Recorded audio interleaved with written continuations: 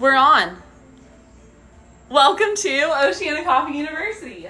It's Saturday morning in the Angelo household, and we are about to show you guys how to make amazing coffee at home using some of our favorite brewing methods, slow brew and batch brewing. Scotty's going to be your main talker today. Talker?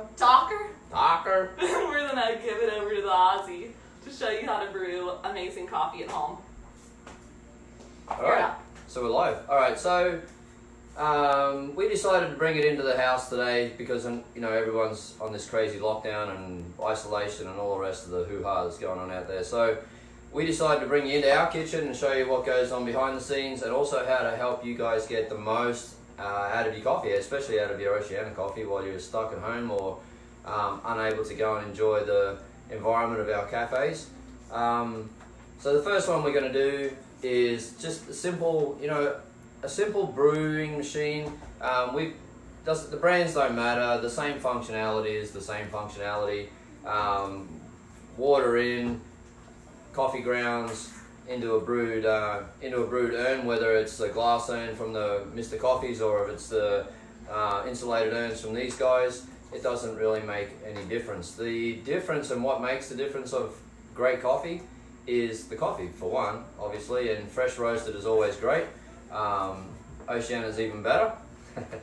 But also the other most important ingredient is the water that you use. So make sure you're using, at the very least, you're using a filtered water. In our kitchen, we've got a little water spout over there. It's got two water filters, one for sediment and one for charcoal and chlorine and all that. It's a charcoal filter filtering out chlorine and sediments. So really simple stuff, but it does make a big difference with the water being 98% of the actual drink. It's definitely the place to be, and make sure that it's the best quality you can have. The other aspect is if you buy your water and you go down to Publix and all that sort of thing, grab one of the 1 gallon Zephyr Hills and grab one of the 1 gallon drinking water. Make sure it's filtered.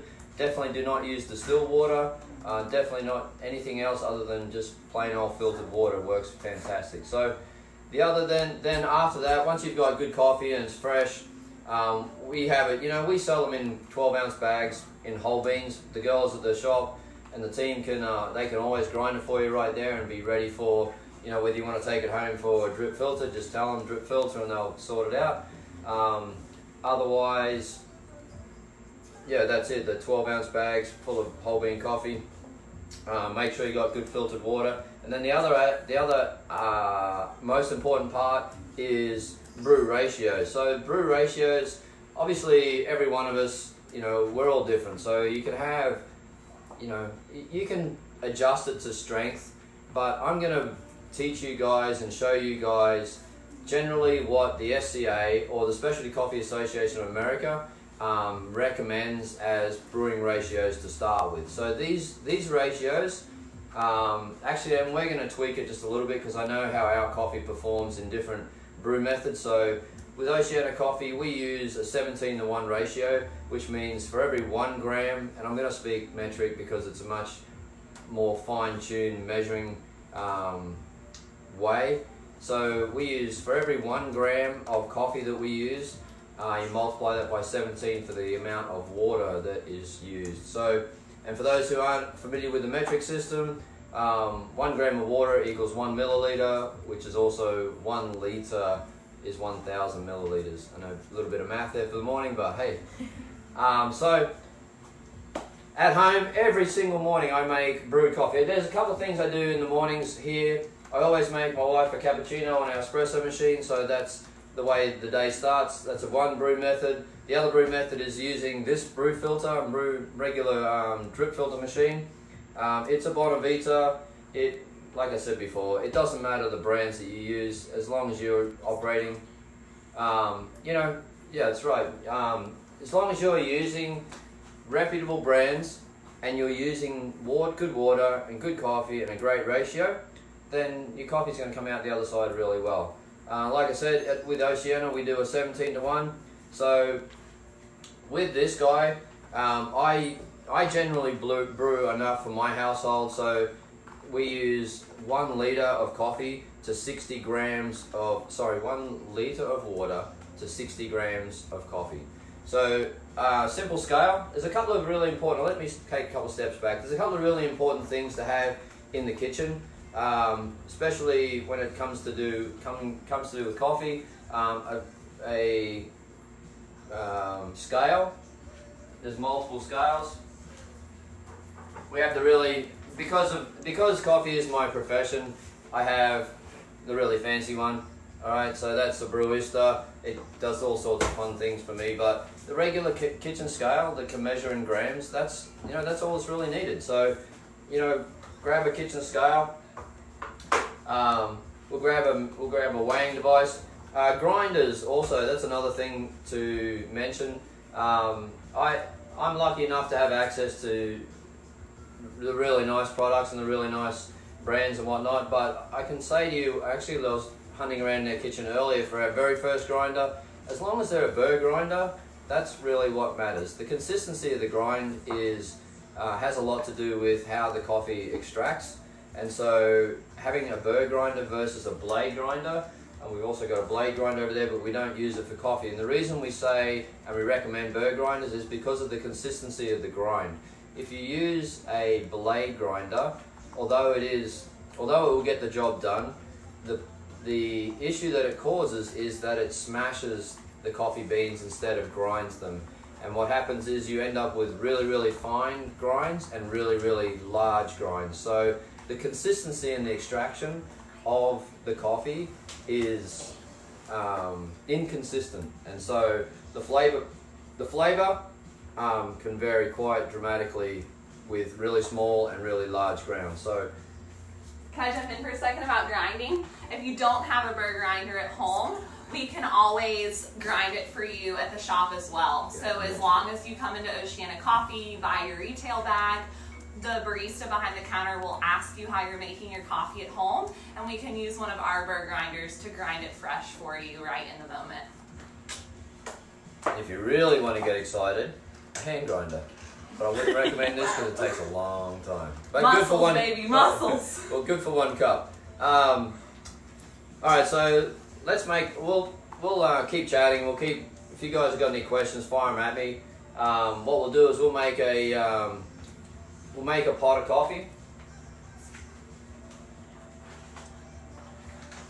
So up here you can see I've got the this morning's brew is going to be a Guatemala Natural. We've got this on the shelf. We've only got a very limited supply of that, purely because I only bought 1 bag in, and 1 bag for me is 150 pounds. So it's been quite popular, and it's certainly been popular in my house. So I'm going to measure out 60 grams.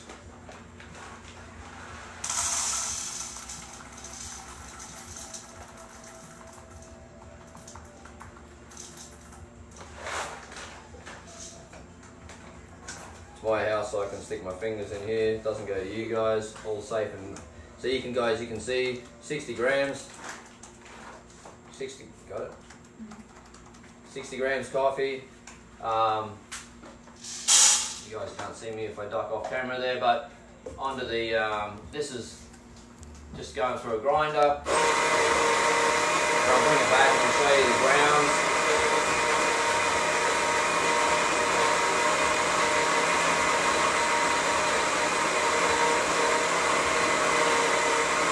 What kind of grinder is that? We're using the Scotty 270, so I don't know if you can hear me, but we were lucky enough. We are a reseller, and so this is the Baratza brand is very popular in the industry, and you can have there's a lot of different variations of the Baratza grinder. We love the Baratza Scotty 270. It's affordable.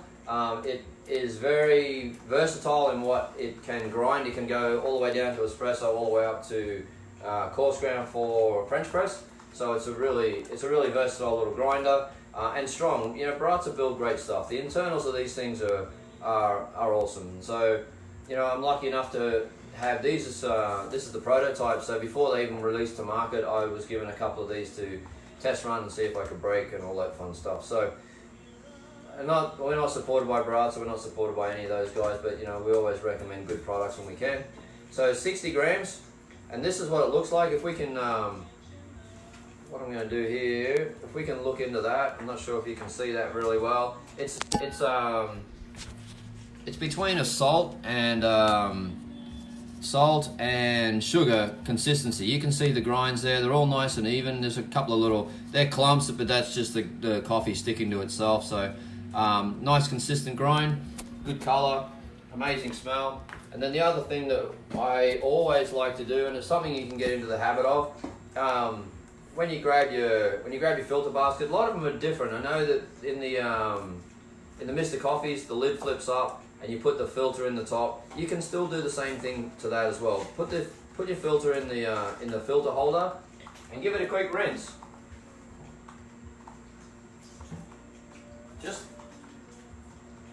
So if we give it a quick rinse, it washes all of the manufacturing bits and pieces out of the filter, and it certainly helps to, anything that's made of paper has always got that little bit of dusty residue from the paper mill left over. So give it a quick rinse, and then we're ready to go.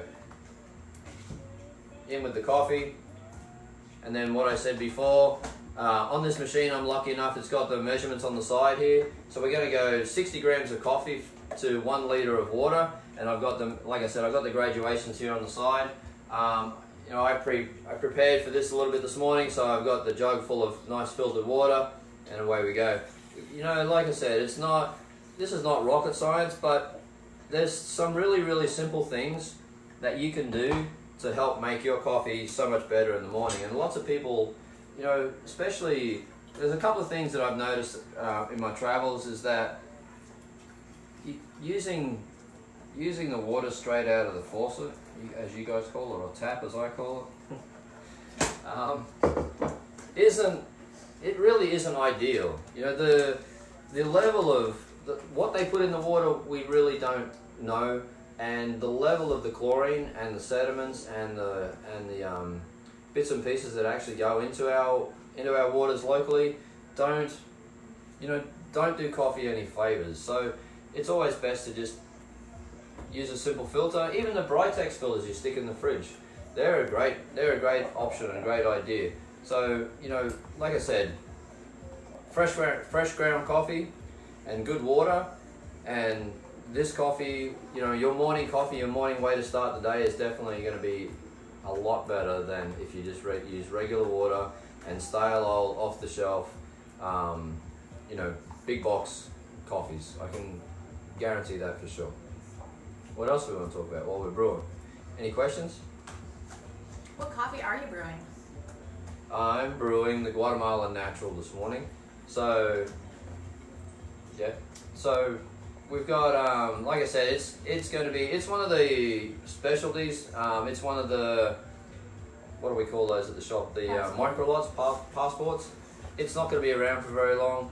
The only reason I'm using it this morning is because it is one of my favorites right now, and until I move on to the next one. But that's always a fun question. People ask me, what is my favorite? What is my favorite and why?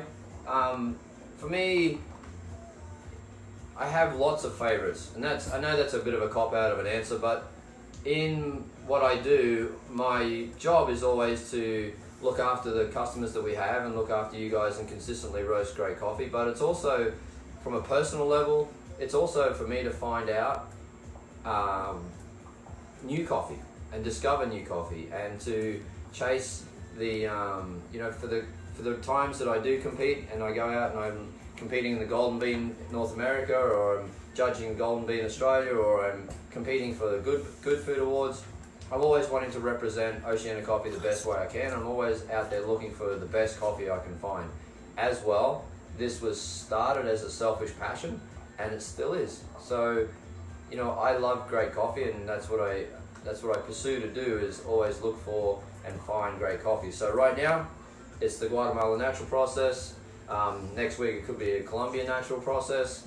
The week after it could be Papua New Guinea, although that's Amy D's favourite for all those who know that out there for sure.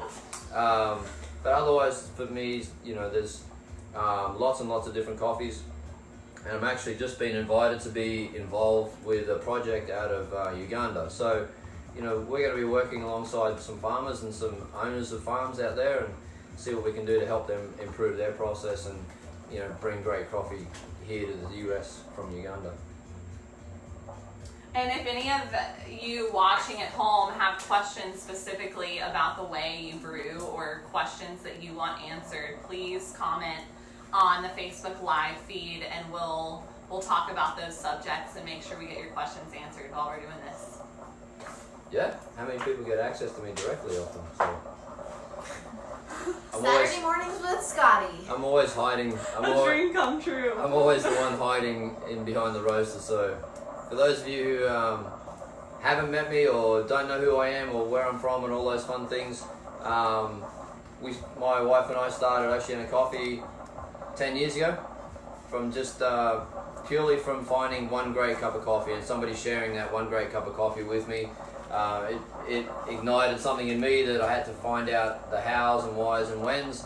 And of course, in the coffee industry, it's a rabbit hole of information. So once you start asking questions, it just continues on and on and on. In the time that we've been roasting coffee, I've won many awards. So we won the 2016 Golden Bean.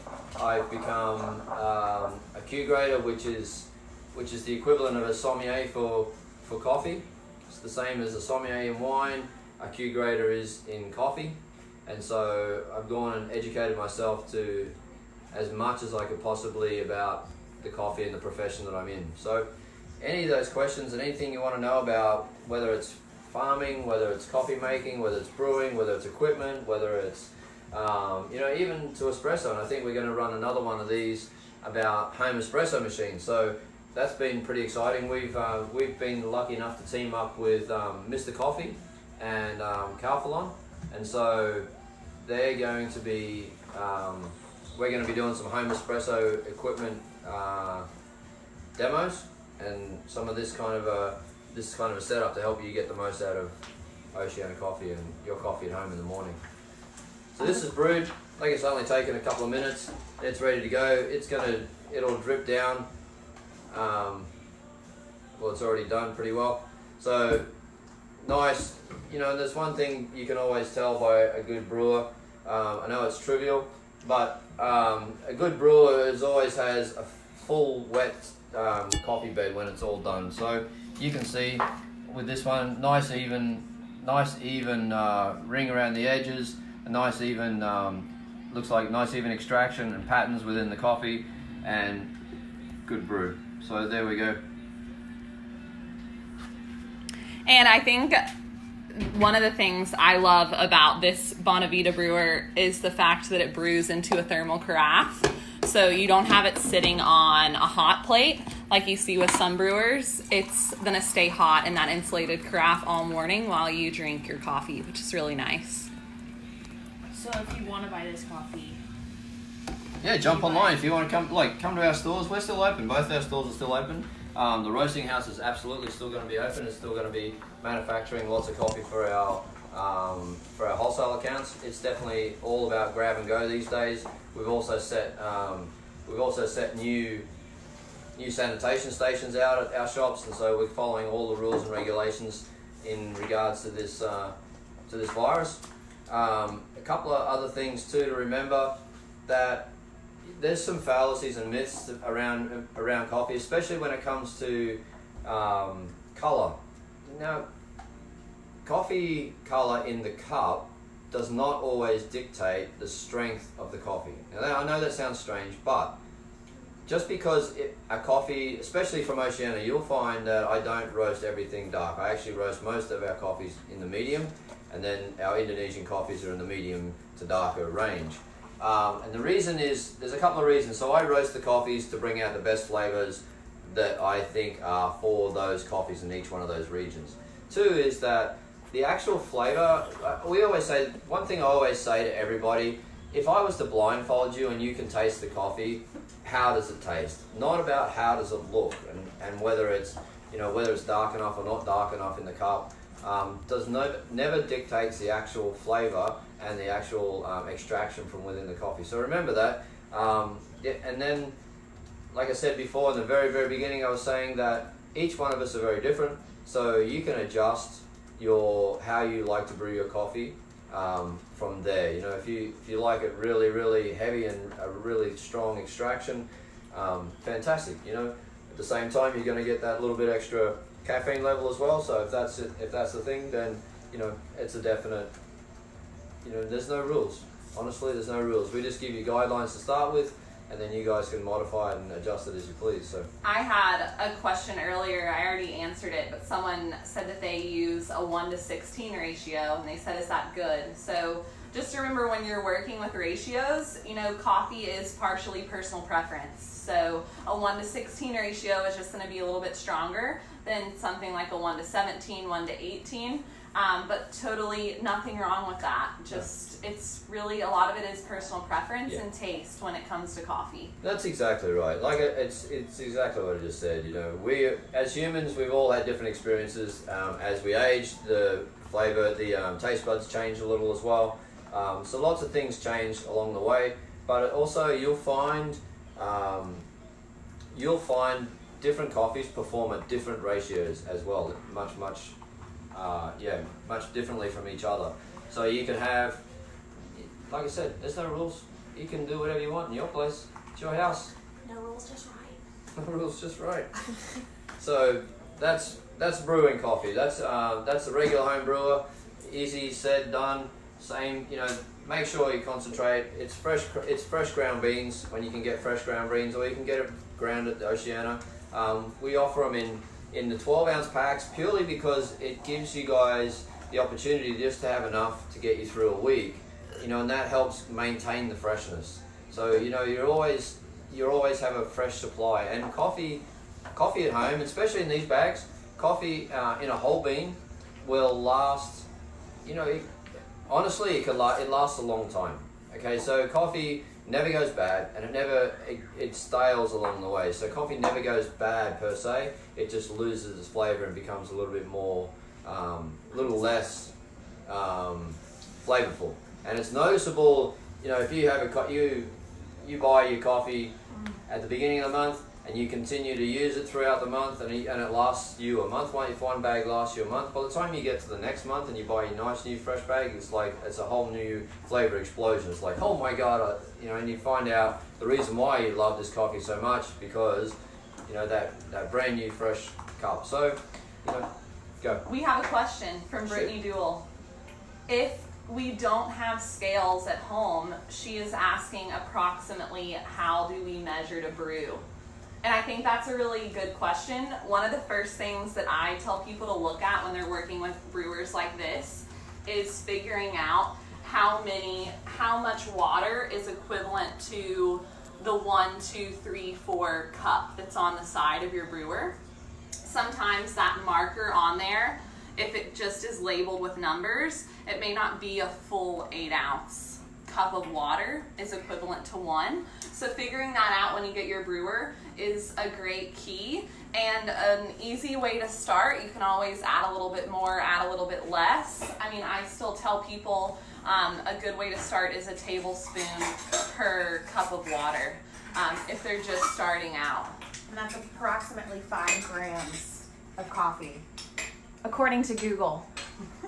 According to Google. So as a little bit more refined, and we can look at this a little bit better. Usually machines or brewers, let's do this one next. So the Bodum pour over, we've got a couple of different types of pour overs, but the Bodum pour over comes with a little scoop. It looks side by side with the kitchen scoop. It looks like it's about 1/8 of a cup thereabouts, and so each one of these is a per cup measurement. So that's where you can start. Like Amy said, find yourself something that's standardized, whether it's a tablespoon or whether it's sometimes we sell the coffee we sell the little coffee scoops, and they're about this size. So they're about actually it looks like that. So it's 1 tablespoon. So let's work on that 1 tablespoon. So grab a tablespoon measure if you got one at home, or a regular measure, and then you can and then 1 per cup. So on the side of the brewer here, you've got 2, 4, 6, 8. So then you would be, so getting up to here, and we can do an experiment if you like. We could go, all right, this is going to be, for the brew method that I used, it was 6 cups, which is 1 liter, and I'd have to be using ground. Measuring your coffee has to be measured in ground, not whole bean. So once you grind it, you can scoop it out, and you can use that as the best method possible. And then you can adjust it, like Amy said before. You can add 1 or take 1 away. It's all going to be per flavor and per taste. So, great question. Obviously, that's one we deal with a lot. And I know I get carried away because I always have a scale. So it's a little bit. I need to think about those things and look after the people out there without the scales. Great question. Next, we'll do the Bowden pour over. Can we talk about water temp while we do the pour over? Yes, that's a great question. That's a good one. Alright, so this time around, we're actually going to use my home kettle. It's already pre-filled with the filtered water. We'll flip it on there, let it do its thing. So we all know, well, if we don't know, water boils at 212 degrees Fahrenheit or 100 degrees Celsius, and the ideal temperature for brewing coffee is around 204 degrees Fahrenheit. So one thing for you guys to remember, and there's one easy way, especially if you don't have a thermometer, or you don't have a piece of equipment that's going to brew it to the right temperature for you. You can bring these things to a boil, bring your regular kettle to a boil, and then rest it aside for at least 30 seconds. In those 30 seconds, you'll see the water settle down, and you'll also know that it's coming down and around that range. By the time it gets to the coffee, it will be around that 200 to 205 temperature, and it also helps to not scorch or burn the coffee. That's one of the biggest things too. So I go into a little bit of geekery here. Coffee is sensitive. Coffee is made of lots and lots of chemicals, lots and lots of elements that make and create the flavors. Acids are one, and sugars are another, and also the organic matter from which coffee is actually grown. All of those combine to create the flavors that we're used to tasting. So one of the things with coffee is that if you extract it at too high a temperature, it will extract acids that are not favorable in the cup. And the same thing happens if you leave a pot of coffee on a heated plate or a hot top, and it keeps evaporating away and it keeps stewing away. It also extracts the non-desirable bitter style flavors. So you can get 2 ends of the coffee. One is it can be a sour coffee, and it can have the sour flavors extracted from those acids that are created in that, and you can also have the bitter. Sometimes, especially with coffees bought off the grocery shelf, the regular big box coffees and the big brands that have been around for a very long time, they really don't care about what they put in their coffee and what they roast and the quality of the coffee that they actually buy. So the flavors are inherent with the style of the quality of the coffee that they roast. That's one. But the other one is, like I said, the temperature of the water has a lot to do with how the flavors and what flavors are extracted from within the brewing method. We're going to brew. We'll brew a regular. We're going to do our ratio. So the Bowden pour over is very simple. It's got a metal mesh filter, and quite a large size holding bowl. This one's pretty much a combination between a Chemex and a pour over, probably a Chemex in volume, and with the metal filter, it's interesting because it's going to give the same style of flavors as a combination between a pour over and a French press. And so because of the wire filters are going to allow some of the oils from the coffee when we do it and start extracting it, they're going to actually end up in the emulsion in the coffee brew. So this style, it's great for lots of reasons. Easy cleaning, easy maintenance, and no need for the paper filters. And the other side of it, we've got the Hario V60, which is also a pour over method, and we use a paper filter for it. This gives it a little bit of a more cleaner flavor and less sediment and less oils come through the Hario V60. So we'll do a couple of pour overs here. One to show you how you can do a pour over straight into a glass, and two, using a really economical method, easily attainable Bodum pour over. So while the water finishes getting to temperature, we have another question. Shoot. Can I ask you? All right, this one's a little switch. It's about milk, actually. Jennifer's asking, why do some of the non-dairy milks that are really popular to use at home in your coffee not mix as well as a cream or a milk that you would put in your coffee? Great question. Tough question. Good question though, and it's interesting. We've been working with a company for the last 18 months to develop a brand new alternative milk that's coming to market. Actually, it was meant to be launched next month, right? In April, yeah. In April. So I've been part of the team to develop one of these products, and a lot of it has to do with what they use, some of the ingredients they use from within the industry. If you ever look at all of the different ingredients that they use, like rapeseed oil, what are some of the others they've got in there? Sunflower oil, and a whole bunch of other emulsion and some of the emulsive components. One of the things that we outlined in the very beginning when we started with this project was that it had to mix really well. It had to mix well with the coffee at every level, whether we were steaming it and serving it as our drinks with our customers in the shop, or whether it was being poured directly into a cold brew. It had to mix within the drink, so it wouldn't leave that coagulation. And what do we see? A separation and coagulation. So a lot of it is to do with what the ingredients are in the drink. A lot of it. So we're going to flip that off. I'm going to leave that. We'll probably leave it 30 seconds to a minute while I talk. But yeah, a lot of it has to do with that, and the ingredients. Unfortunately, there's a lot of different products out there. We would suggest that you use the ones that you find, and it's separating isn't technically a bad thing. Right. You know, just because it's separating doesn't mean that that's a bad product. I think that's a little bit of a misconception.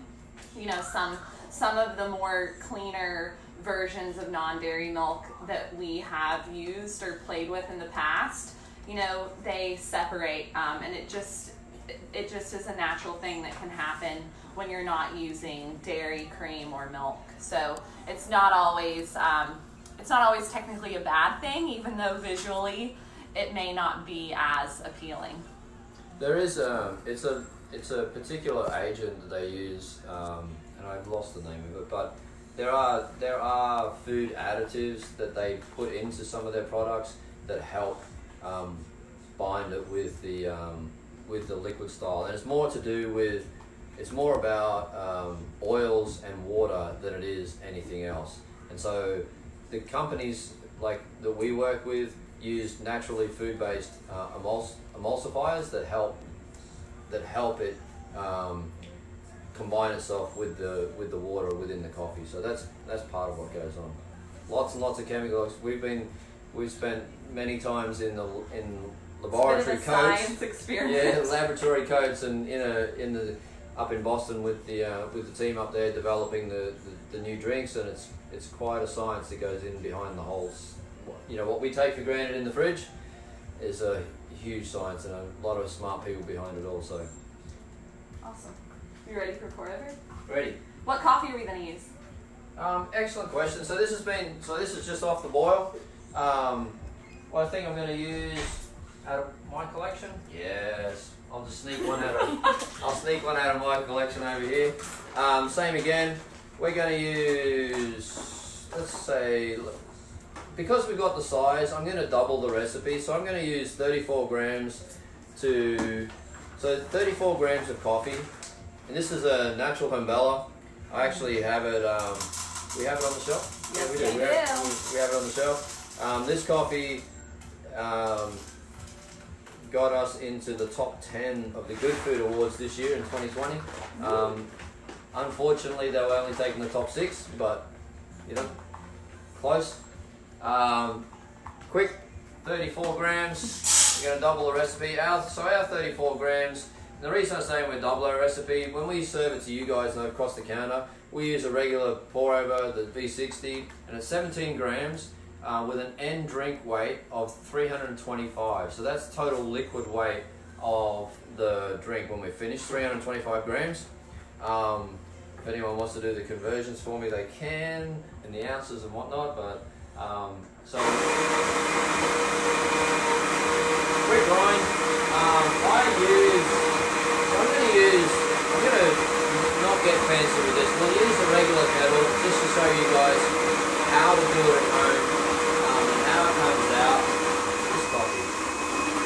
I love this coffee. As it grinds, it just floods the kitchen. Anyway, so 34 grams. I use the same grind as the brewed filter coffee as I do for a pour over. Straight into the top. This one doesn't need any rinsing because of the wire mesh. It's all in one. So we can the camera see that? We can bring it on over. And what the trick is with pour over, the trick is to continually. Let me just do this. Okay, back on the scale so I can know how much I'm measuring. Zero the scale out. So you put the whole lot on the scale. We're gonna come in the kitchen. We're gonna come in. Tear out your scale. Let's do that again. Oh, that's a fancy scale, Scotty. Yeah, I know. And so, scale on, put the grounds and the whole brew station on there. I hit 0, so tear it out. And the reason I hit 0 is because we want to know how much water is going into the whole scenario. So I said our regular at the shop brew method is 17 grams to 325 liquid grams finished. And that, I know Scotty had asked about the conversion. That ends up making, for you at home, if you're doing that, it makes around 10 ounces of coffee. Leaves just enough room in a cup for if you want to add a little bit of cream or milk. 20 ounces, right? Yeah, so he's doubling the ratio right now. If you want to make this Bodum pour over, is a great way to make enough for 2 people at once. So what I just did then was I added about 120 grams of water, and as you can see right now, we're in the bloom stage. So what is happening is all of the gases are escaping, and all of the cells of the coffee are opening up, and so we're starting to get. This is the beginning of extraction. So it's a quick escape for all the CO2 and all the roasting methods interacting with each other and starting to open up in the coffee. So I also run a timer. You can run a timer here, and so run a timer. On average, we take about 2 minutes, 2 to 3 minutes to do the extraction of this size, and you just keep adding little bits at a time, and you can keep moving it around so it's constantly touching all of the grounds, and the grounds are staying flooded up in the basket. One thing to remember, or one thing to be careful of, is to not pour out to the very, very edges of your either paper filter or wire filter. And the reason you do not do that is because you want the water in the middle, pushing the coffee out through the filters and out through to get full extraction. You want to make sure that your water is not bypassing your grounds, and you're making sure you're getting great extraction from all of your grounds and from the whole coffee bed. So definitely very important. Otherwise, you're going to get a pretty watery style coffee. So this is good. This will brew, like Amy said, this will brew enough for 2 people. So this will equal 2 12-ounce cups from us across the counter. So double ratio, nice vessel to be brewing into, and we're going to be finishing up here with about 650 grams of water. Right now I'm at 475. So just continue to do this. You know, it's a bit of a pulse brew style of a method. 30 seconds on, 30 seconds off, 30 seconds on, 30 seconds off.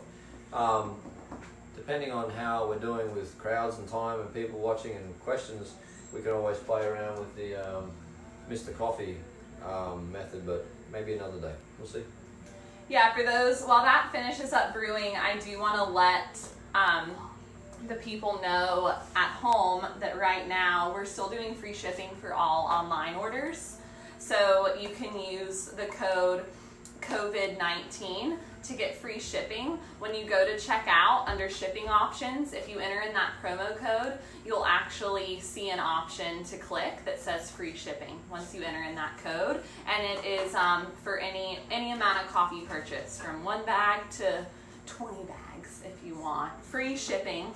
We also have a new code. It's Saturday with Scotty, all uppercase, no spaces. And that code will get you a free sample bag of, I think we're doing Papua New Guinea with any order purchased. So if you put both of those promos in, you'll get free shipping and you'll get a free sample of what I think is the best coffee on earth of Papua New Guinea in your box. Lots of vlogs. It is pretty good. It's a good coffee. And so actually, while we're on that subject, for those of you who don't know Oceana Coffee or haven't tried it yet, like I said, we've been around 10 years. Our coffee has consistently done well in any of the competitions I've done around the place. But a couple of things that we always have. We have a selection of coffees that we have on our shelves and on the website all year round. Most of those are Central American coffees, and then we also have micro lot coffees. I've got some direct trade, partnerships with some farms, especially I've got a couple of farms in Costa Rica that I get 1 or 2 bags from throughout the year. I'm being grandfathered into that relationship, so that's been very, very beneficial for us. We've got a fantastic coffee comes directly from a farm in Costa Rica. And then some of the ways to think about, everybody has their own flavor style. So, along the way, if you're looking for bright, fruity, light roasted coffees, look for anything that comes out of Africa. If you're looking for a nice medium bodied, more subtle flavored coffees, like nuts and chocolates and some tropical style fruit flavors in there, look for anything coming out of Central America. You've got Costa Ricas, your Guatemalas, you've got your Colombias and a few others in there.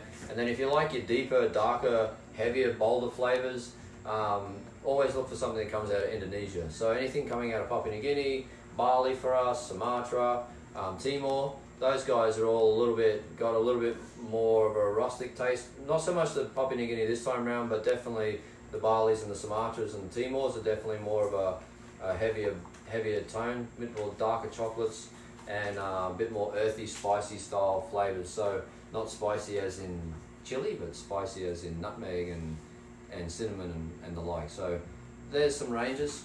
What do you got? I have a question from Brian Durlow, way out in Wyoming. Yes, mate. How you doing, buddy? He wants to know if this is the process you use during competitions when you're searching for your competition coffees. Actually, that's a great question. Depending on what competition I'm going into, it depends on the method that I am testing these coffees on. So, when it comes to the Good Food Awards, and we send coffee in for the Good Food Awards, the Good Food parameters are actually brewed on this style home brewer. So they're using this ratio under these conditions on this machine, and that's what we do. So we practice a lot, and we also I got a kit here. Generally, what happens when we go to competition, the water is manufactured, and it's not manufactured in a bad way. It's actually a good standardized water quality method that the SCA outlines and that we all use. So we recreate that water as well, so we're brewing that. When it comes to the Golden Bean competition, the competition for the Golden Bean is used for, it uses espresso, so mostly espresso based. So we have an espresso machine here at home. Don't mind mine, it's a commercial machine, but I repair them, so it makes it easy for me. Where are we at? So Golden Bean is espresso based, and it also has a milk based component in it, so we practice with those for weeks. I go looking for coffee months in advance, honestly. I go looking for coffee months in advance to go into those competitions. But I also, and what I try and do with the Golden Bean is I grab coffee off the shelf. If I can't, what my whole thing is with the Golden Bean is it's to display, and it's to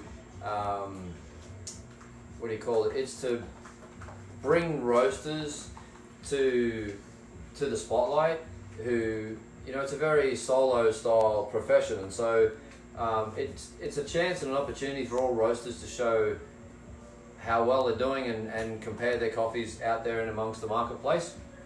And it's a great way to get out there and see how your coffee's doing and see what others are up to, and definitely come to the event. I mean, the event's amazing. But sidetrack, so that's one method. When it comes to me personally and the team, when we're doing tastings, I'll run so many different profiles, so many different roasting profiles on a particular coffee. Say the Guatemala Natural. I think this coffee is worthy of competition, and I may use it later on in the year to send it off to Golden Bean. But one of the quickest ways for me to determine the qualities and the flavors within the coffee is to use the pour over. My go-to method, and I'll ask the girls at any one point, if I'm in the middle of making anything or if I'm testing a coffee, my go-to method is definitely the pour over, only because for lots and lots of reasons. One, it gives a clean cup. Two, my palate is used to and ready for what comes through the pour over, so I'm able to very quickly determine what I can do within the profile and what I'm discovering within the coffee. So to answer your question, many different methods, but my go-to method initially is absolutely the V60 pour over. It tells my palate what I need to know and how I need to deal with the coffee. So we have another question. Sure. Can we ask it? Yeah. We have someone asking typical ratios for espresso and the time it should take to pull a shot. I know we can definitely touch on this right now. For everyone watching, please comment, ask questions. We are planning on we can definitely do an espresso at home, Oceana Facebook Live over the next couple of days. But can you touch on that, kind of some ratios and things to? Yeah, that's a great question. When I competed in the America's Best Espresso, I always use a 2-to-1 ratio. So usually you'll find I'll run, depending on the blend that I've built or the coffee that I'm using, I'll use a 20 gram. So I'll use a 20 gram basket generally, and my ratio will be 18 to 20 grams into the basket with a 40 to 42 gram extraction measured liquid measure weight and extraction. So 2-to-1, and depending on, I know there's very hard and fast rules. Lots of people geek out about the hard and fast rules, but look, coffee's coffee. You gotta build it for your flavor and your taste. And if you're doing it at home, we got free reign. There's no rules, so do whatever you want. Play with it. As long as you stay within parameters that you understand and you're measuring those parameters, then it's yours. You know, it's yours to build, it's yours to create. You know, maybe you'll discover something new. Maybe you'll find fantastic flavors in a different method. But there are standards that you can start with and you can flex around those standards. And like I said, I run 18 to 20 grams of ground coffee into the basket with a 40 to 42 gram extraction. And then from there, we also, where was I headed for there? We use, yeah, that's it. It's a 2-to-1 ratio. We can definitely, I mean, let's plan to do, I think it would be really fun to do an espresso one. I know that we get a lot of customers asking about steaming milk, pulling shots at home, and we're actually selling an espresso machine in our shops now for home. It's made by Calphalon, and we can get that out even tomorrow morning and do another live with espresso. I have another question for you that someone asked. I just want to finish off with that one. Okay. So the shot time is the other important part. So like I said, the parameters, 18 to 20 in the basket, and that doesn't have to be 18 to 20. Some of the home machines can't hold that much in the basket. So if you're doing, so at the very, very beginning, we used to teach espresso was 7 grams of coffee for a single shot, 14 grams for a double shot, and then you're aiming for a 25 to 30 gram, 25 to 30 gram. 25 to 30 seconds. There we go. Woo! 25 to 30 second extraction time, and a 2-to-1 ratio on extraction. So if you use that 2-to-1 ratio, it's a great thing, but stick with the 25 to 30 second. I know for Oceana, and I know for the blends that I build, especially for espresso, 25 to 28 seconds is right there in the sweet spot. And like I said, you know, it's yours. Do whatever you want, but there's some great parameters to start with. Hopefully that helps. Another question? Yeah, what flavors come out of the natural Guatemala? For the first one that comes out is honeycomb. It's a crazy, definitely a honeycomb, chocolate. What else do we have in there? We had a little bit of pineapple and some citrus flavors. It's definitely got a really sweet, easy to drink, clean finish. It's a beautiful, clean coffee. Fun to drink. It's a Guatemala, you know, that citrus Guatemala, but with a whole nother aspect loaded into it with tropical fruits and honeycombs. It's delicious. We did it at the wine dinner the other night, and we had it with honeycomb, and it was ridiculous how good it went with the dessert. But. And what flavors come out of the coffee you just brewed the pour over with, the Humbella? Well, it's a natural Ethiopian, so there's definitely always a hint of blueberries. You can't escape that. It's a brighter, lighter, more floral style coffee. So berries, you know, it's a typical Ethiopian.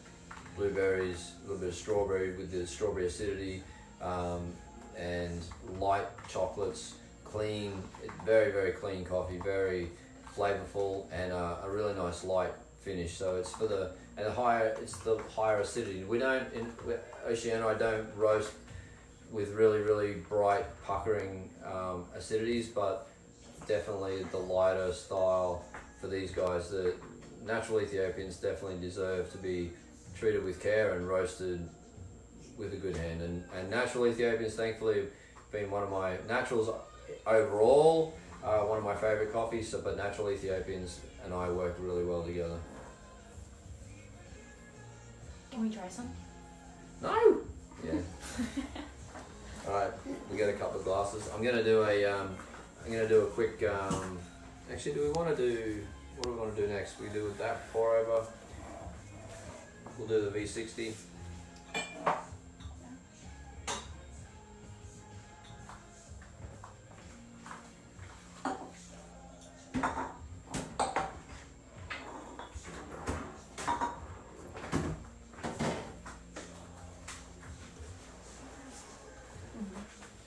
Alright, so natural Ethiopian Humbola. Oh, that's a fancy one. Alright, we're going fancy. This is, so lots and lots of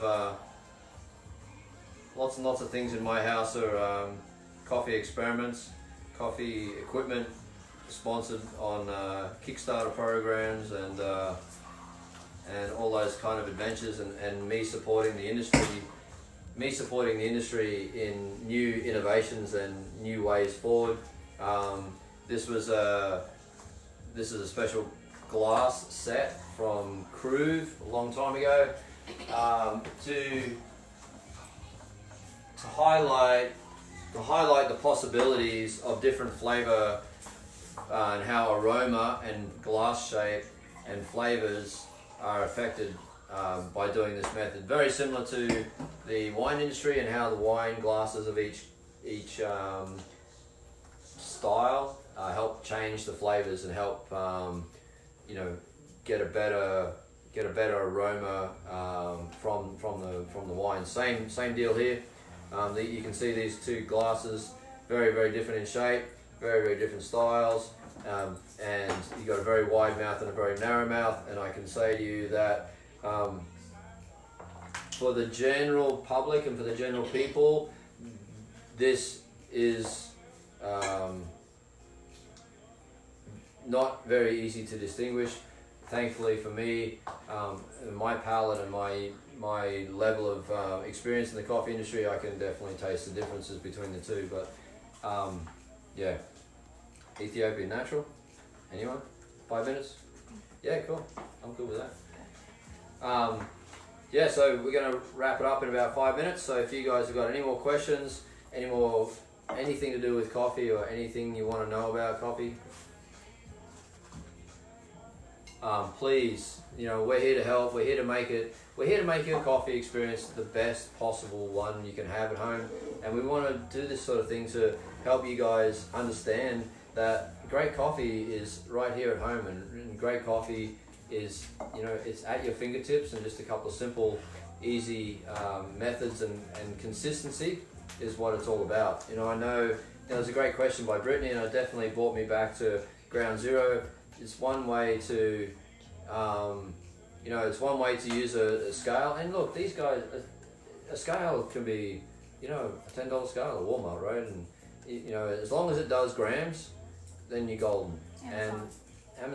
And Amazon, we all get Amazon Prime and all Amazon bits and pieces along the way, but it's definitely well worth it. Small investments. Small. You're out of time. That's it. Game's up. Bye. All right.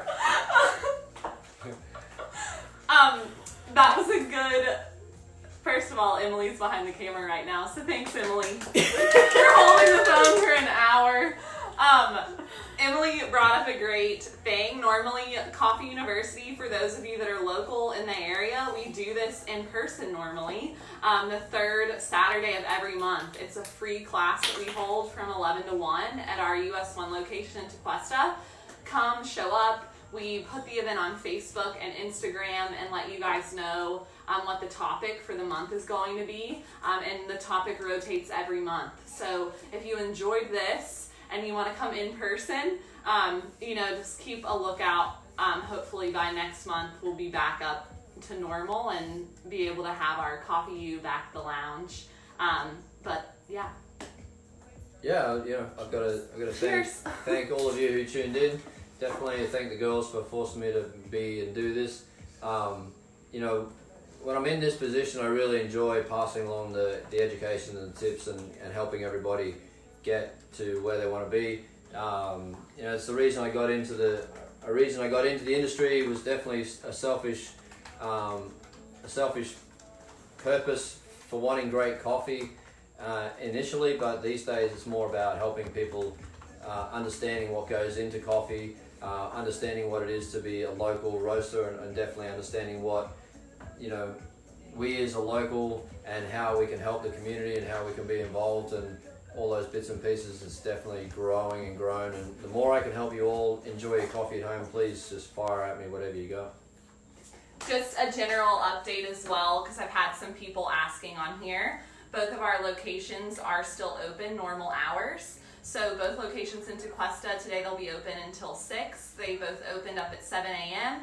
We're still going forward with regular hours, just no seating inside as of right now. And our lounge location has also started a new online ordering pickup. So you can go online. We've posted the links on our social media. You can check out online and then pick up your coffee right from our lounge location on US 1.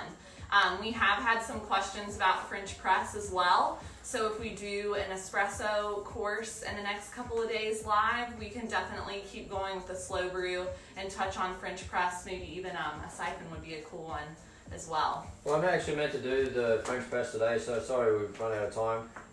But I can definitely say,